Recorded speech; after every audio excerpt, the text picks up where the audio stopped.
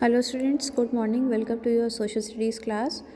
So today I'm going to start chapter number 4 from economics, food security in India. So what is the meaning of food security? Food security means availability, accessibility and affordability of food to all people at all times. किसी भी चीज़ का security का मतलब क्या है कि आपके पास वो चीज़ अवेलेबल हो और आप उसको अफोर्ड कर सकते हो, इजीली ले सकते हो सारे पीपल के लिए, all the people at all the times, जब भी आपको ज़रूरत हो, when ever you need. Food security depends on the public distribution system PDS, government vigilance and action at times when this security is threatened. Food security किस पे depend करती है? Public distribution system पे, जो कि गवर्नमेंट विजिलेंस, जो government के through जो विजिलेंस होती है, जो टाइम टू टाइम पे चेकिंग होती है उस पर, and action at times when this security is threatened, जब भी सिक्योरिटी को किसी भी तरीके का थ्रेट होता है, किसी भी तरीके का डर या नुकसान होता है तब. Sources of food grains. Source क्या है इंडिया में फूड ग्रेन्स का? Agriculture. Agriculture occupies a dominant place in Indian economy. Indian economy में एग्रीकल्चर की एक बहुत ही इम्पॉर्टेंट एंड डोमिनेंट प्लेस है. इंडिया में डिफरेंट टाइप के वेदर हैं and different type of soil है, जिसकी वजह से हमें अलग अलग टाइप्स की फूड ग्रेन्स, फ्रूट्स, वेजिटेबल्स वगैरह मिलते हैं. India grows wheat, rice, maize, barley, jowar, gram, lentils and various type of pulses like moong, urad, masoor, arhar, toor and peas.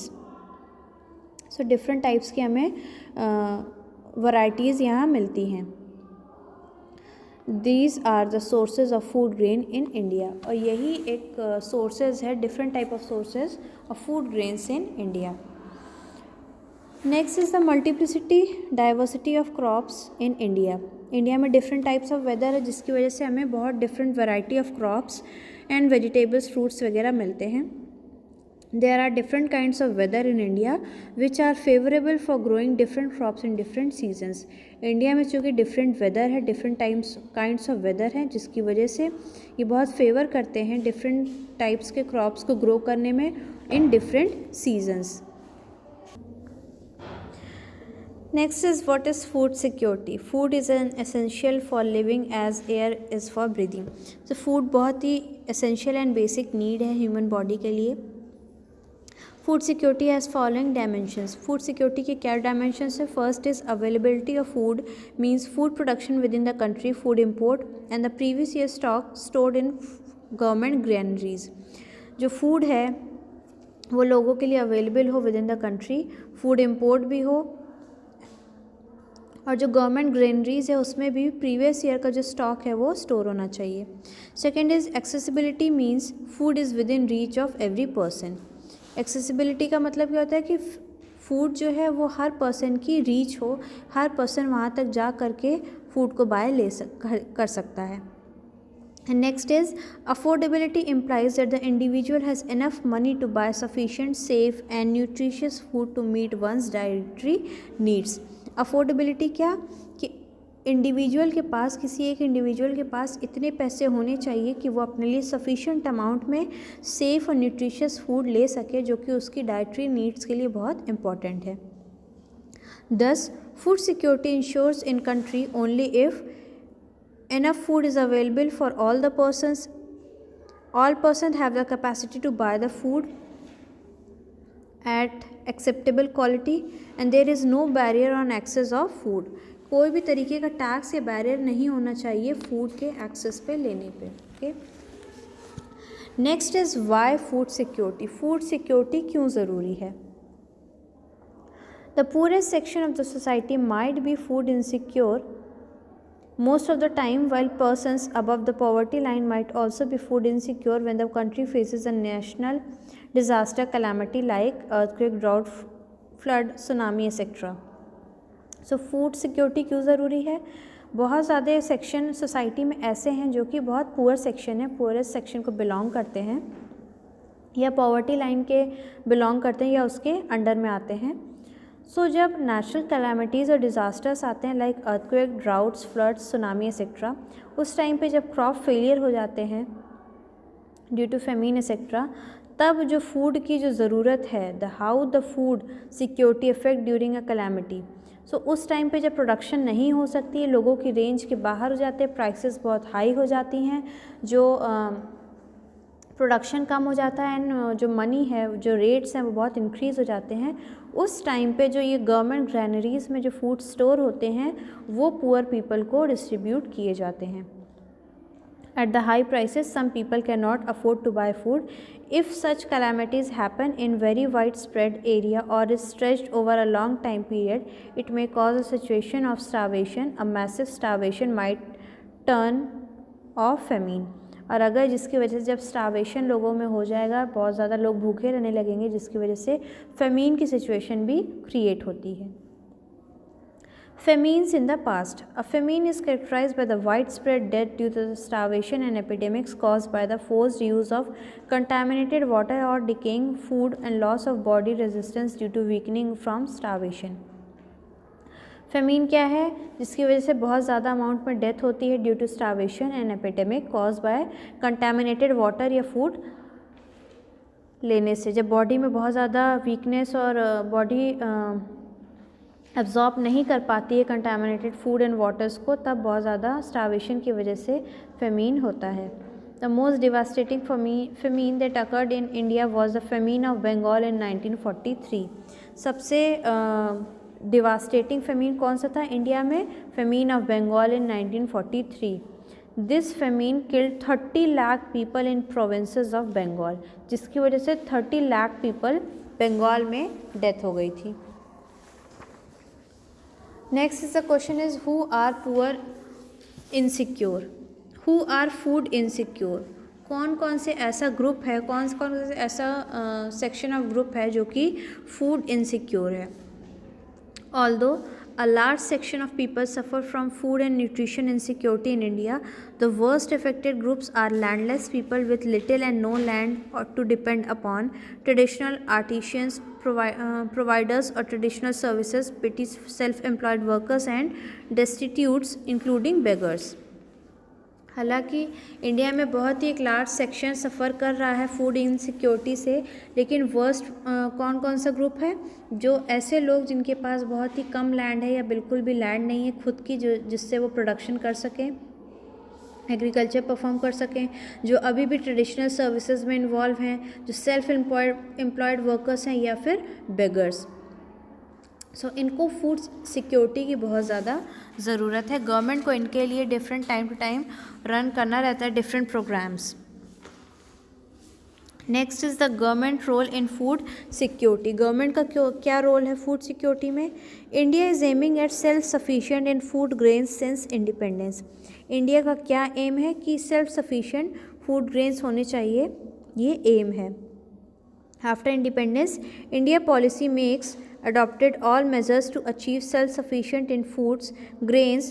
India adopted a new strategy in agriculture which resulted in the green revolution, especially in the production of wheat and rice. So independence के बाद में India ने कौन सी strategy adopt की? Green revolution की, जिसकी वजह से प्रोडक्शन बहुत ज़्यादा इंक्रीज़ हो गया, specially of wheat and rice, wheat और राइस के लिए, जिसकी वजह से इंडिया में जो फूड इनसिक्योरिटी थी वो कहीं ना कहीं ख़त्म होने लगी।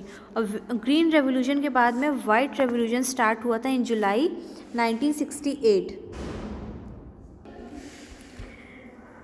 एंड ग्रीन रेवोल्यूशन के बाद में वीट रेवोल्यूशन भी स्टार्ट हुआ था इन जुलाई 1968। The success of wheat was later reflected in rice. Success जब वीट रेवोल्यूशन को बहुत ज़्यादा मिल गई थी, उसके बाद राइस रेवोल्यूशन भी स्टार्ट हुआ था। Production of fruit grains in Uttarakhand, Jharkhand, Assam, Tamil Nadu has dropped. West Bengal and Uttar Pradesh on the other hand recorded a significant increase in rice yield in 2012 and 13। Necessity of self sufficient food security in India. क्या necessities है, क्या क्यों ज़रूरी है food security in India? First is buffer stock. Buffer stock is a stock of food grains, namely wheat and rice, produced by the government through Food Corporation of India (FCI). The FCI purchases wheat and rice from the farmers in states where there is surplus production, and farmers are paid a pre-announced price of their crops. This is called minimum support price. Buffer stock क्या होता है? Buffer stock एक stock होता है fruit grains का, जिसमें wheat और rice को, जो ग्रेन्स होते हैं उनको स्टॉक किया जाता है bye the government. Food corporation of India (FCI) ये स्टॉक करता है ग्रैनरीज पे, अपने स्टोर करता है, और इसके बाद फार्मर से ये लोग डायरेक्टली परचेज करते हैं ऐसी रेट में जो कि उस टाइम पे प्राइस नहीं डिसाइडेड होता है, ये प्री अनाउंस्ड प्राइस होता है उनकी क्रॉप्स का, जिसको मिनिमम सपोर्ट प्राइस बोला जाता है। The purchase food grains are stored in granaries, और उसके बाद जो जितने भी फूड ग्रेन्स परचेज किए जाते हैं उसको ग्रेनरीज में स्टोर किया जाता है फॉर द डिफ़िकल्ट टाइम, कभी भी ज़रूरत पड़ने के लिए जब स्टोर किया जाता है इन स्टॉक को, कि जब लोगों को ज़रूरत हो किसी भी नेचुरल कैलामिटी या डिज़ास्टर के टाइम पे तो उनको अवेलेबल कराया जा सके। This is done to distribute food grains in the deficient areas and among the poorest strata of society at a lowest price than the market price, also known as issue price.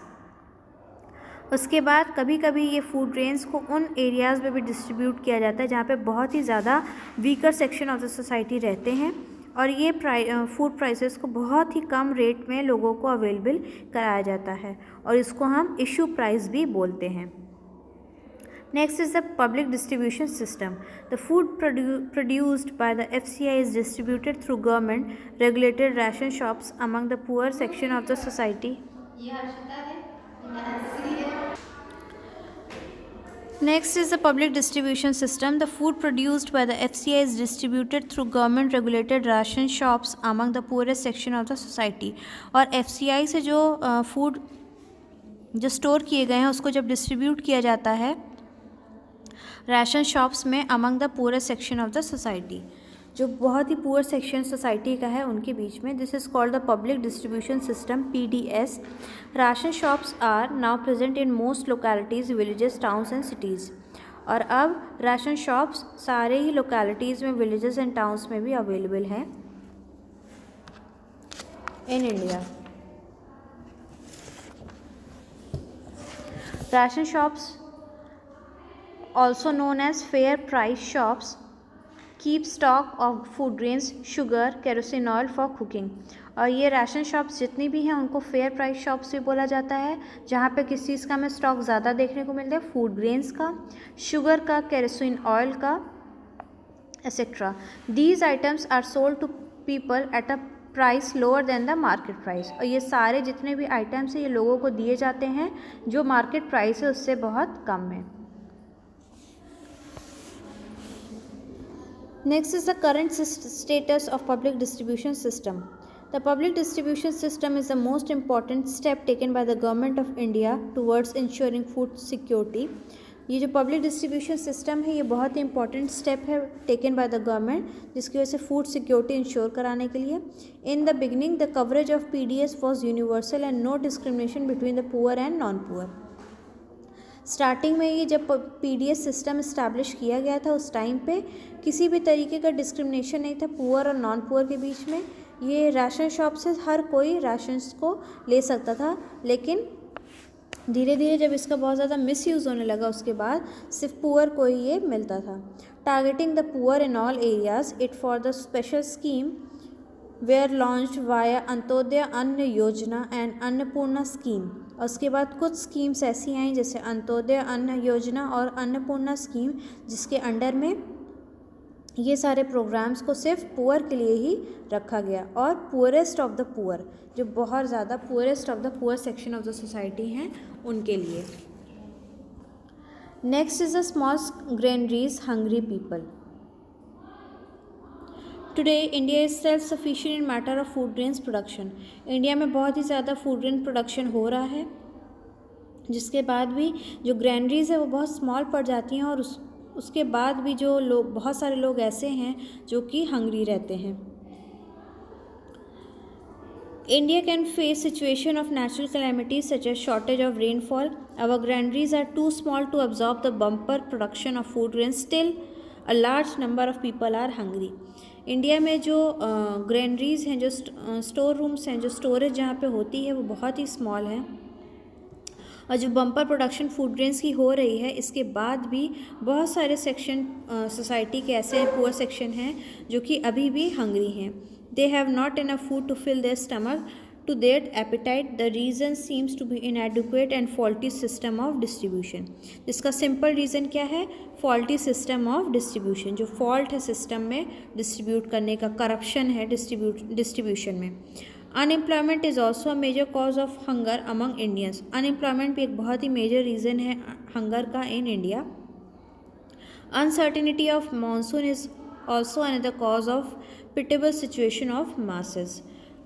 और uncertainty of monsoon, जब rainfall ज़्यादा नहीं हो पाएगी जिसकी वजह से production पे भी इफ़ेक्ट पड़ेगा, और ये सारे रीजंस भी हैं हंगर के।